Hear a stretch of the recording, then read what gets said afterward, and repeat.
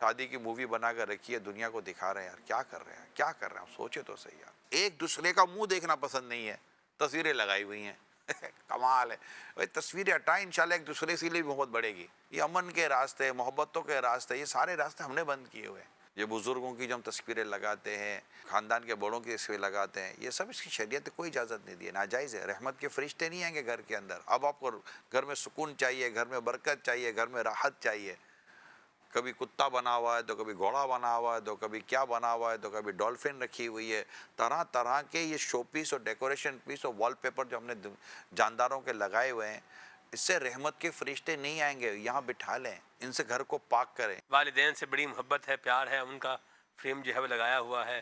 والدین سے بہت پیار ہے تو تصویروں سے تو والدین کا پیار تو نہیں آئے گا. والدین سے بہت پیار ہے تو ان کے لیے نیکیاں کریں، اصالہ ثواب کریں. ماں باپ سے بہت محبت ہے نا، گناہ نہ کریں.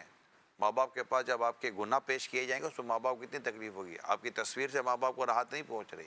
اور یہ بیچارے جن کی تصویر لگی ہوئی نا، یہ کھانس کھانس کر چلے گئے، آپ کو تو پوچھنے کی بھی فرصت نہیں تھی. جن کو نہیں تھی ان کو میں کہہ رہا ہوں. کھڑے ہو اور پورے گھر کا جائزہ لیں. آپ نے اپنے فریج پر کون سے جانداروں کی تصویریں لگائی ہوئی ہیں؟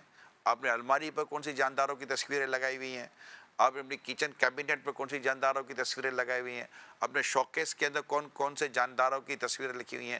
اپنی دیواروں پر اور اپنے اس طرح کی جو ایک چیزیں ہوتی ہیں، اس پہ کون سی جانداروں کی تصویریں لگی ہوئی ہیں؟ جانداروں میں انسان اور جانور دونوں ہیں.